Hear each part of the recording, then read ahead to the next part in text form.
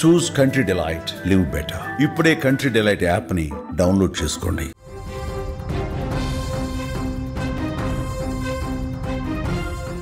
ఢిల్లీ పేలుడు వెనుక పాకిస్తాన్ హస్తం ఉన్నట్టు ఆధారాలు ఒక్కొక్కటిగా లభ్యమవుతున్నాయి. అయితే ఈ పేలుడికి ప్లాన్ చేసింది మాత్రం హర్యానాలోని ఫరీదాబాద్లో అని తేలిపోయింది. ఫరీదాబాద్లో భారీ ఎత్తున 2 రోజుల క్రితం అంటే 48 గంటల ముందు 2900 కిలోలకు పైగా పేలుడు సామాగ్రిని భద్రతా బలగాలు స్వాధీనం చేసుకున్నాయి. ఢిల్లీలో ఏదైతే పేలుడు జరిపారో, కార్ బ్లాస్టింగ్ జరిగిందో, ఆ బ్లాస్టింగ్లో వాడిన పేలుడు పదార్థాలకి ఫరీదాబాద్లో దొరికిన పేలుడు పదార్థాలకి లింక్ ఉన్నట్టుగా కూడా తేలిపోయింది. ఫరీదాబాద్లో డాక్టర్ ముజమిల్ షకీల్ ఎవరైతే కుట్రదారుడు ఉన్నాడు, ఫరీదాబాద్లోని అల్ ఫహల్ డాక్టర్ ఫరీదాబాద్లోని ముజమిల్ షకీల్ అరెస్ట్ అయ్యాడో అల్ ఫలాహ్ కాలేజీలో, ఆ షకీల్ చేసిన ప్లాన్లో భాగమే ఢిల్లీలో పేలుడని కూడా అర్థమవుతుంది. ముజమిల్ షకీల్ ప్రస్తుతం పోలీసుల అదుపులో ఉన్నాడు. ముజమిల్ షకీల్ కూడా ఒక డాక్టర్. అంతేకాదు ఈ కేసులో ఆదిల్ అహ్మద్ డాక్టర్, అట్లాగే ముజమిల్ షకీల్ డాక్టర్, అట్లాగే ఉత్తరప్రదేశ్లో లక్నోలో దొరికిన మహిళా డాక్టర్ డాక్టర్ షాహీన్ డాక్టరే, అట్లాగే ఇప్పుడు పేలుడులో ఆత్మాహుతి దాడి చేసిన, ఢిల్లీలో ఆత్మాహుతి దాడికి పాల్పడిన ఉమర్ మహమ్మద్ కూడా డాక్టరే. ఇదంతా జైషే మహమ్మద్ బ్యాక్ ఎండ్లో ఉండి వీళ్ళందరినీ ఉగ్రవాదులుగా మార్చి వీళ్ళ ద్వారా పేలుడికి ప్లాన్ చేసినట్టుగా భద్రతా బలగాలు కనిపెట్టాయి. ఆల్మోస్ట్ ఆల్ ఈ పేలుడు వెనుక జైషే మహమ్మద్ హస్తం ఉన్నట్టుగా కూడా తేలిపోయింది. ఏదైతే ఈ పేలుడు ఇంత వేగంగా జరగడానికి కారణం ఏంటి అంటే, ఫరీదాబాదులో ముజమిల్ షకీల్ని అరెస్టు చేయడంతో ఒక్కసారిగా గడిచిన 3 నెలలుగా వేస్తున్న ప్లాన్ బయటకు వచ్చేసింది. భద్రతా బలగాలకు ప్లాన్ తెలిసిపోయింది. త్వరలోనే ఈ మాడ్యూల్లో ఉన్న వాళ్ళని, ఫరీదాబాద్ మాడ్యూల్లో పనిచేస్తున్న ఉగ్ర ముఠా మొత్తాన్ని అదుపులోకి తీసుకుంటారనే క్లారిటీకి వచ్చిన ఉమర్ మహమ్మద్ ఎలాగైనా సరే తన లక్ష్యాన్ని చేరుకోవాలని నిర్ణయించుకున్నట్టుగా తెలుస్తుంది. అందరూ అనుకుంటున్నారు ముజమిల్ షకీల్ని అరెస్ట్ చేయడంతో భయపడి ఉమర్ మహమ్మద్ ఈ పేలుడికి పాల్పడి ఉంటాడని. కానీ ఆల్రెడీ ఎక్కడెక్కడ పేలుడు జరపాలి, ఏ క్షణంలో దాడులు చేయాలనే క్లారిటీ వీళ్ళకు ఉన్నది. ముజమిల్ షకీల్ని అరెస్ట్ చేస్తే, ఒకవేళ ఈ మాడ్యూల్లో పనిచేస్తున్న ఉగ్రవాదుల్లో ఏ ఒక్కరు అరెస్టు చేసినా మిగతా వాళ్ళు ఎలా పనిచేయాలని కూడా ముందే ఆదేశాలు జారీ అయ్యాయి. ఆ ఆదేశాల్లో భాగంగానే ముజమిల్ షకీల్ కీలక సూత్రధారిగా కనిపిస్తున్నాడు ఫరీదాబాద్ మాడ్యూల్లో. ఈ ముజమిల్ షకీల్ అరెస్టుతో ఉమర్ అది తొందరపడలేదు, ఉమర్ జాగ్రత్త పడ్డాడు. ఈ బ్లాస్ట్ని భద్రతా బలగాలు అడ్డుకోక ముందే ఈ పేలుడు జరిపి తీరాలని నిర్ణయించుకున్నాడు. కాబట్టి ఉమర్ మహమ్మద్ తన కారులో ఆల్రెడీ ఆ కారు కొనుగోలు వెనుక కూడా చాలా చైన్ లింక్ కనిపిస్తుంది. ఆ కారులో పేలుడు పదార్థాలని నింపుకొని వచ్చి నిన్న మధ్యాహ్నం నుంచే ఎర్రకోట పరిసర ప్రాంతాల్లో సంచరిస్తూ ఉన్నాడు ఉమర్. కారులో ఉన్నది కూడా ఉమర్ అని తేలిపోయింది.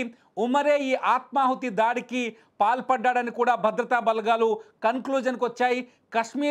కాశ్మీర్కు సంబంధించిన ఈ ఉమర్ అక్కడే ప్రభుత్వ కాలేజీలో MBBS చదివాడు. ఆ తర్వాత ఉగ్రవాదం వైపు ఆకర్షితుడయ్యాడు. జైషే మహమ్మద్తో సంబంధాలు నెరిపాడు.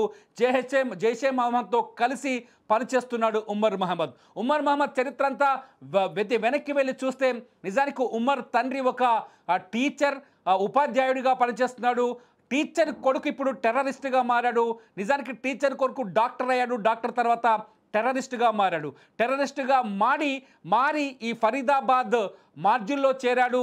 ఫరీదాబాద్ నుంచి ఈ మొత్తం పేలులకి ఆపరేషన్ జరిగింది. ఢిల్లీలో పేలుడికి ముందే పేలుడు పదార్థాలని సరఫరా చేసినట్టుగా కూడా ఇక్కడ మనకు స్పష్టంగా అర్థమవుతుంది, అర్థం చేసుకోవచ్చు కూడా. ఎందుకంటే ఫరీదాబాద్ నుంచి ఢిల్లీకి వెళ్ళడానికి 1.5 గంటల సమయం మాత్రమే పడుతుంది. ఢిల్లీకి ఫరీదాబాద్కి కేవలం 50 కిలోమీటర్ల దూరం మాత్రమే ఉంటుంది. ముజమిల్ షకీల్ అరెస్ట్ అయిన వెంటనే అక్కడ నుంచి నేరుగా నెక్స్ట్ కాశ్మీర్ పోలీసులు, హర్యానా పోలీసులు కలిసి ఈ ఆపరేషన్ చేశారు. కాబట్టి ఖచ్చితంగా ఉమర్ని ఢిల్లీలో అదుపులోకి తీసుకుంటారనే అంచనాకు వచ్చాడు ఉమర్.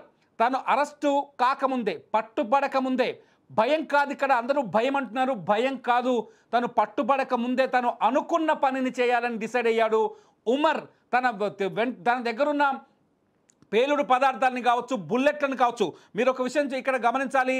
నిన్న బ్లాస్ట్ జరిగిన ప్రాంతంలో కొన్ని పేలని తుపాకీ గుళ్ళు కూడా దొరికాయి, బుల్లెట్లు కూడా దొరికాయి. ఆ పేలుడు పదార్థాలన్నింటినీ కారులో వేసుకొని నేరుగా ఎర్రకోట పార్కింగ్లోకి వచ్చాడు.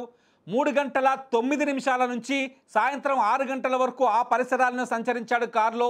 ఆ తర్వాత సాయంత్రం 6:52 ఎర్రకోట మెట్రో స్టేషన్ గేట్ నెంబర్ 1 దగ్గర ఉన్న ప్లేస్కి వచ్చేసి ఒక టార్గెటెడ్ లొకేషన్ని ఫిక్స్ చేసుకున్న తర్వాతే బ్లాస్ట్కు పాల్పడ్డాడు. ఇంకా చెప్పాలంటే ఆత్మాహుతి దాడికి పాల్పడ్డాడు.